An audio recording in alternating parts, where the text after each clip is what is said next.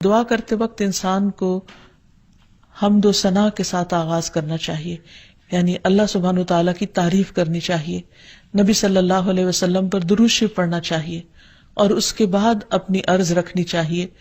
تو جس دعا کے آگے پیچھے درود شریف پڑھ لیا جائے وہ دعا بھی قبول ہوتی ہے۔ فضالہ بن عبید رضی اللہ عنہ سے روایت ہے کہ ایک مرتبہ رسول اکرم صلی اللہ علیہ وسلم تشریف فرما تھے۔ ایک شخص آیا اور اس نے نماز پڑھی، پھر کہنے لگا اے اللہ مجھے بخش دے اور مجھ پر رحم کر۔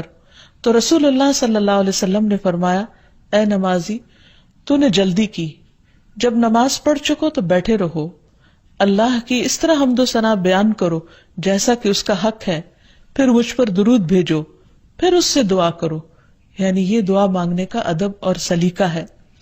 پھر اسی طرح یہ ہے کہ انسان کی دعاؤں کی قبولیت میں بعض اوقات اس کے گناہ حائل ہوتے ہیں، اور جب انسان استغفار کرتا ہے، توبہ کرتا ہے تو دروازے کھل جاتے ہیں۔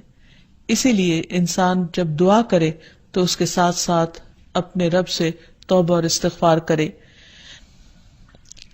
پھر اسی طرح دعا کرنے کے ادب میں سے ایک چیز یہ بھی ہے کہ انسان جب دعا کرنا شروع کرے تو سب سے پہلے اپنے لیے دعا کرے، پھر اپنے قریبی لوگوں کے لیے دعا کرے، اور پھر تمام لوگوں کے لیے دعا کرے۔ کہ بعض اوقات ہم سمجھتے ہیں ہماری دعا قبول نہیں ہوئی، اور شیطان کا کام یہ ہوتا ہے کہ وہ بندے کے دل میں مایوسی پیدا کرے۔ جب بھی انسان کے دل میں ایسا خیال آئے کہ اس کی دعا قبول نہیں ہوئی تو اسے ہمیشہ یاد رکھنا چاہیے کہ رسول اللہ صلی اللہ علیہ وسلم نے قبولیت دعا کے مختلف قسمیں یا طریقے بتائے ہیں۔ ایک تو یہ کہ جو کچھ انسان مانگتا ہے اس کو وہ مل جائے، یا پھر یہ کہ وہ تو نہ ملے لیکن اس کے برعکس اس کے بدلے میں اس کی کسی مصیبت یا مشکل کو اس سے دور کر دیا جائے یا آنے سے روک دیا جائے۔ تیسری صورت یہ کہ دنیا میں تو انسان کو اس دعا کے صلے میں کچھ نہ ملے، لیکن قیامت کے دن وہ تمام دعائیں اس کے اعمال نامے میں شامل کر کے اسے ان کا بہترین بدلہ یا جزا دی جائے۔ ایسی صورت میں جو تیسری صورت ہے، اگرچہ دنیا کے اعتبار سے ایک مشکل صورتحال ہے، لیکن قیامت کے دن بندہ جب اپنی دعاؤں کا صلہ دیکھے گا، اس عبادت کی جزا پائے گا وہاں پر، تو اس وقت تمنا کرے گا کہ اے کاش دنیا میں میری کوئی دعا بھی قبول نہ ہوتی۔ لیکن دعا کی قبولیت کے لیے پھر کچھ شرائط ہیں۔ ایک بات تو یہ اس میں جو سب سے پہلے کہ انسان کا رزق حلال ہو، کیونکہ حرام کھانا انسان کی دعاؤں کی قبولیت میں رکاوٹ کا سبب ہوتا ہے۔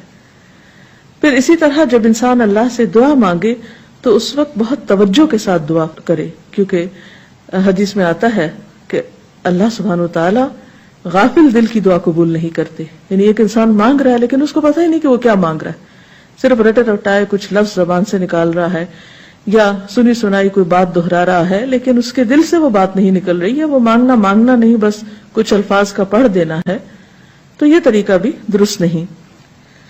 پھر اسی طرح ہم دیکھتے ہیں کہ دعا سے بڑھ کر کوئی چیز اللہ کے ہاں معزز نہیں۔ حدیث میں آتا ہے لیس شیء اکرم علی اللہ من الدعاء، کہ اللہ کے نزدیک دعا سے زیادہ عظمت والا کوئی عمل نہیں۔ ایک اور حدیث میں آتا ہے ولا يرد القضاء الا الدعاء ولا يزيد في العمر الا البر، کہ تقدیر کو دعا کے علاوہ کوئی چیز نہیں بدل سکتی۔ یعنی انسان کی جو تقدیر ہے، جو لکھی ہوئی ہے، اس میں تبدیلی دعا کی وجہ سے ہو سکتی ہے، کیونکہ اللہ تعالیٰ کے ہاتھ میں ہے سب کچھ۔ یمحو اللہ ما یشاء ویثبت، جو چاہتا ہے اللہ مٹا دیتا ہے اور جو چاہتا ہے ثابت کر دیتا ہے، لکھ دیتا ہے۔ تو بات یہ ہے کہ انسان کو ہمیشہ مانگتے رہنا چاہیے، اور پورے جزم کے ساتھ، ارادے اور عزم کے ساتھ مانگنا چاہیے۔ کبھی یہ نہیں کہنا چاہیے کہ اگر تو چاہے تو قبول کر لے، نہیں چاہے تو نہ کرے، نہیں۔ انسان دعا مانگتے وقت پورا یقین رکھے کہ اللہ تعالیٰ اس کی دعا قبول کر سکتا ہے، اور واقعی قبول کرتا ہے، کیونکہ حدیث میں آتا ہے رسول اللہ صلی اللہ علیہ وسلم نے فرمایا ان ربکم حی کریم یستحیی من عبدہ اذا رفع یدیہ الیہ فیردہما صفرا، تمہارا رب بڑا حیا کرنے والا اور سخی ہے، جب بندہ اس کے حضور ہاتھ اٹھاتا ہے تو انہیں خالی لوٹاتے ہوئے اسے شرم آتی ہے۔ یعنی اللہ تعالیٰ جو مالک الملک ہے، تمام خزانے اس کے ہاتھ میں ہیں، وَلِلَّهِ خَزَائِنُ السَّمَاوَاتِ وَالْأَرْضِ، آسمان و زمین کے سارے خزانوں کی کنجیاں اس کے پاس ہیں، ان کا مالک وہ ہے. لہٰذا ایسا نہیں کہ کبھی انسان کی دعا قبول نہ ہو تو اس کا سبب یہ ہو خدا نخواستہ کہ وہ دینے پہ قادر نہیں، وہ دیتا ہے اور وہ خالی ہاتھ نہیں لوٹاتا بندے کو. بس صرف فرق یہ ہے کہ قبولیت کے کئی طریقے ہو سکتے ہیں، اور خاص طور پر اگر بندہ مانگتا نہیں ہے تو یہ چیز اس کو ناپسند ہے، اس پر وہ ناراض ہوتا ہے، کیونکہ اللہ بندے سے یہ چاہتا ہے کہ بندہ اپنے رب کا شکر ادا کرتا رہے، اس سے مانگتا رہے، کیونکہ اللہ نے بندوں کو اپنی عبادت کے لیے پیدا کیا ہے. اگر بندے سب نعمتیں اس سے پا کر اس سے بے نیاز ہو جائیں تو یہ چیز اللہ تعالیٰ کو پسند نہیں. خصوصیت کے ساتھ جیسے دعا کی قبولیت کے اوقات ہیں، مثلا آذان سن کر اس کا جواب دینے کے بعد دعا قبول ہوتی ہے. تہجد کے وقت کی یعنی رات کا آخری پہر جو ہوتا ہے اس وقت دعا قبول ہوتی ہے. پھر اسی طرح عبادات کے بعد جیسے نماز کے بعد، قرآن پاک پڑھنے کے بعد، پھر روزہ کھلنے کے وقت، اسی طرح حج عمرے کے جو مختلف مناسک ہیں ان کی ادائیگی کے دوران، کعبۃ اللہ پر پہلی نظر پڑتے ہوئے. اس کے بہت سے ایسے مواقع کتابوں میں آپ پڑھ سکتے ہیں کہ جس میں انسان کی دعا رد نہیں ہوتی، قبول کر لی جاتی ہے. تو اس میں اگر انسان تھوڑی دیر کے لیے ارادتاً یکسوئی اختیار کرے تو انشاءاللہ اس کو فائدہ ہوگا. مثلا رات کے آخری حصے میں دعائیں بہت قبول ہوتی ہیں. حدیث میں آتا ہے رسول اللہ صلی اللہ علیہ وسلم نے فرمایا، ہمارا رب تبارک و تعالی ہر رات کو اس وقت آسمان دنیا پر آتا ہے جب رات کا آخری تہائی حصہ رہ جاتا ہے.